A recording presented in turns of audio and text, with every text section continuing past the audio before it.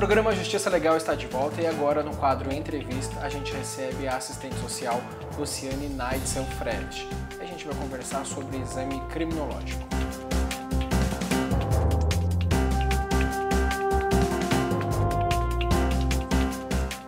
Luciane, nessa obra que você lançou, Exame Criminológico, você decidiu transformar todo o seu arcabouço teórico de um mestrado num livro. Como se deu isso? Então, eu trabalhei praticamente 5 anos no sistema penal, atuando em 2 unidades penais.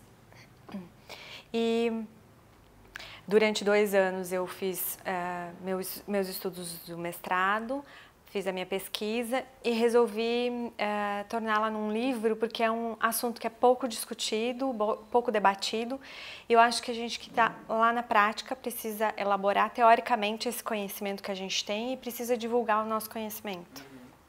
E quais são as especificidades do trabalho feito com psicólogos e assistentes sociais nas unidades penais, que é então o tema do seu livro? O assistente social, o psicólogo, e também deveria ter, mas em poucas unidades tem, o psiquiatra, compõe a equipe técnica do sistema da penitenciária. É isso que difere uma penitenciária, por exemplo, de uma cadeia pública.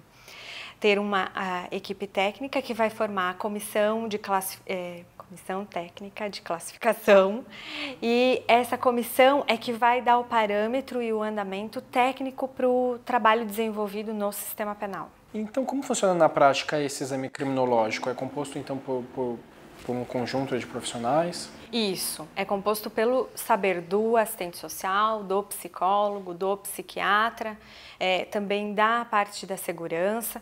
Então, essas pessoas é que vão avaliar o preso durante o tempo que ele está na prisão.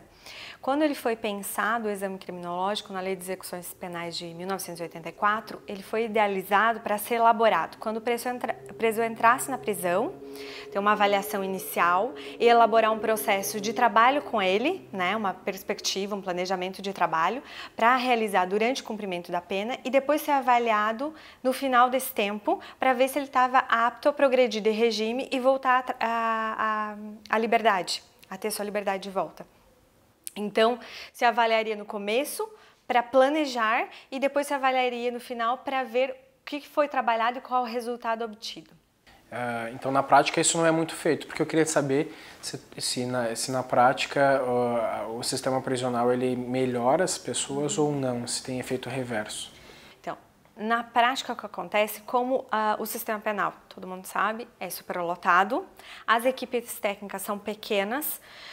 Numa das unidades que eu atuei, em Foz do Iguaçu, no Paraná, nós tínhamos 900 presos, uma equipe técnica composta por 2 assistentes sociais e um psicólogo. Para avaliar todos esses presos, então demanda tempo, você entrevista, você usa entrevista com os familiares, por exemplo, o assistente social, o psicólogo já vai fazer testes, laudos. E tudo isso é que vai resultar num documento que chama exame criminológico, que vai dar parâmetro para o juiz avaliar se o preso está ou não apto.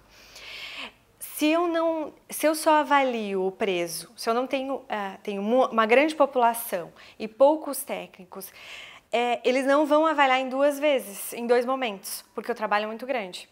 Então, vai se avaliar para cumprir a exigência jurídica. Então, o que acaba acontecendo no sistema penal se avalia só quando o preso está para progredir de regime. E aí, não se faz um trabalho durante esse período. Por isso, sim, acaba piorando o ser humano que ali entra, né? Porque você pensa, quando eu adentro no sistema penal, eu sou despido de toda a minha individualidade enquanto sujeito, porque eu vou usar todo mundo a mesma roupa, todo mundo o mesmo corte de cabelo, tudo que é meu pertence vai ser retirado de mim para eu ser colocado naquela nova sociedade. E durante aquele tempo eu vou ser confinado 24 horas por dia e vou ter pouquíssimas atividades. Então, será que melhora alguém? Se eu não vou ter nenhuma atividade para fazer durante 24 horas no dia, a não ser me alimentar, dormir e trocar ideia com outros presos, né, que estão na mesma situação que eu. A presença da família é ponto importante para um bom comportamento de um preso? A presença da família é importante não só para o bom comportamento, é importante para a vivência, porque imagina, são cortados, são retirados de mim todos os meus laços, as minhas vinculações afetivas e todo o meu apoio. E além disso, eu vou voltar para a sociedade, eu vou voltar para uma família, e se eu não tiver essa família me acompanhando durante esse período, talvez os vínculos nem existam mais quando eu voltar. E para onde eu vou voltar, então? Uhum. O exame criminológico, então, ele pode ser considerado um instrumento importante para avaliar o comportamento desse preso? Deveria ser mais usado nos sistemas prisionais brasileiros? Olha, ele é um dos elementos importantes, ele não é o único. Se ele é feito só nesse momento de saída, eu acho que ele não faz aquilo que ele teria intuito de fazer, né? Porque se eu não faço trabalho nenhum com o preso durante o tempo que ele está cumprindo a pena, o que eu vou querer avaliar? Que tipo de coisa eu vou avaliar, né? Então, se tivesse um trabalho inicial e um trabalho durante o período, aí a gente poderia ter uma avaliação que tivesse um conteúdo mais interessante. No livro você fala que o universo prisional é compreendido como uma instituição total, segundo a definição de Goffman. O que seria essa definição de instituição total? Instituição total é um local fechado, onde as pessoas, no caso dos presos, não podem sair, poucas pessoas podem entrar, não vai ter convívio com a sociedade e todas as minhas necessidades são supridas dentro desse universo. A escolarização, o barbeiro, a saúde, a lavanderia, a alimentação, tudo é feito naquele universo ali. Isso é instituição total. Luciane, pensando no mundo ideal, esquecendo todas as nossas peculiaridades políticas e econômicas, o que deveria ser mudado de verdade no sistema prisional para que ele cumpra a sua função? Acho que essa é uma pergunta difícil e complexa, não tem uma única coisa que deve ser mudada. Mas um dos problemas que a gente tem são poucas equipes técnicas, em pouca quantidade, muitos presos, instituições muito grandes, 900 presos, né, convivendo num único espaço. Poucas oportunidades de escolarização, por exemplo, na unidade que eu atuei, 900 presos, acho que 120 iam para a escola.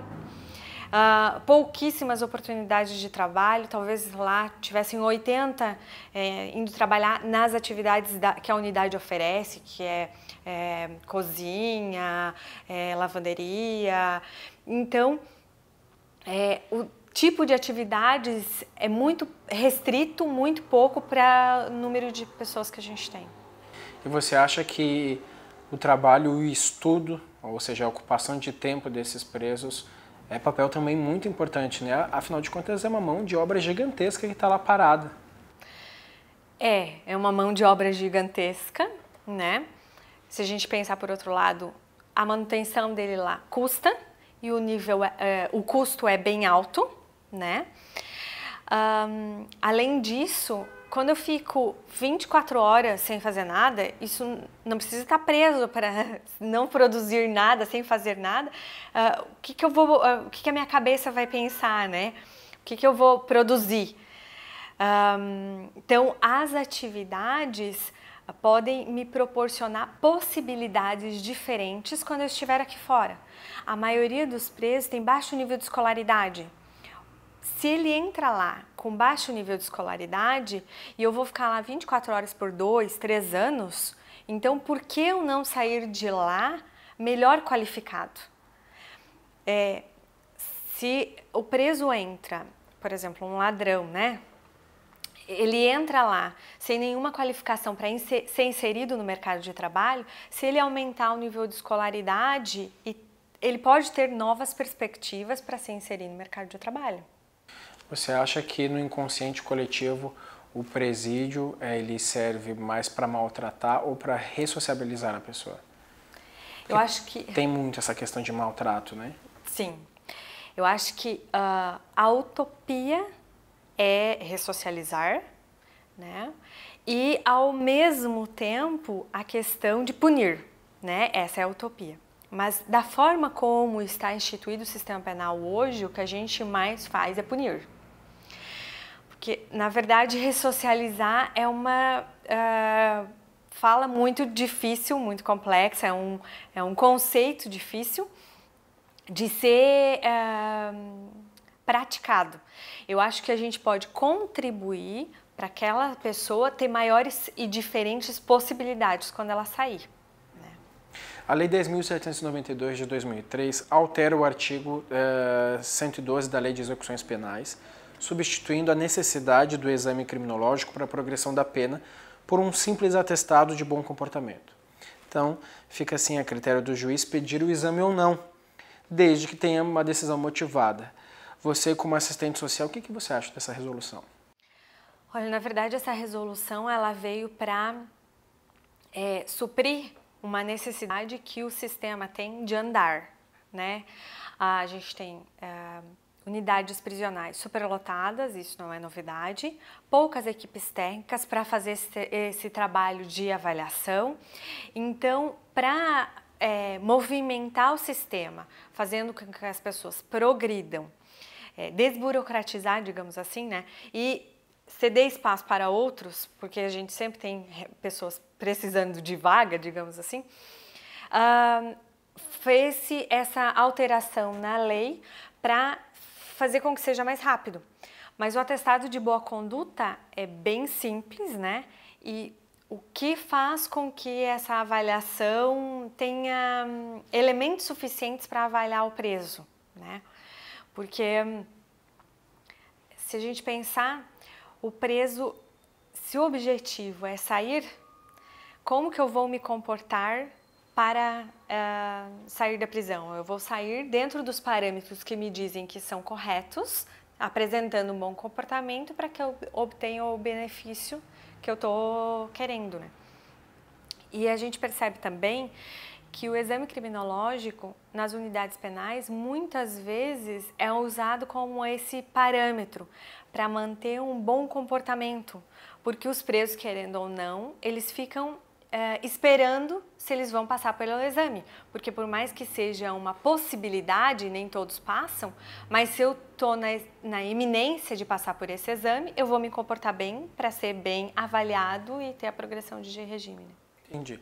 Durante esse trabalho, fazendo o exame criminológico, você deve ter passado por muitas experiências e conhecido muitas histórias. Você tem alguma para compartilhar com a gente? Que, confesso, estou curioso para saber dos bastidores desse mundo. O sistema penal é um sistema único. Eu não sei se eu me lembro agora aqui de uma história, né?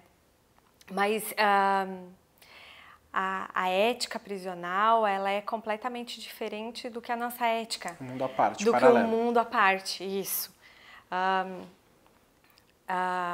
Um preso que comete um crime contra a mãe dele ou contra crianças, o estupro, né?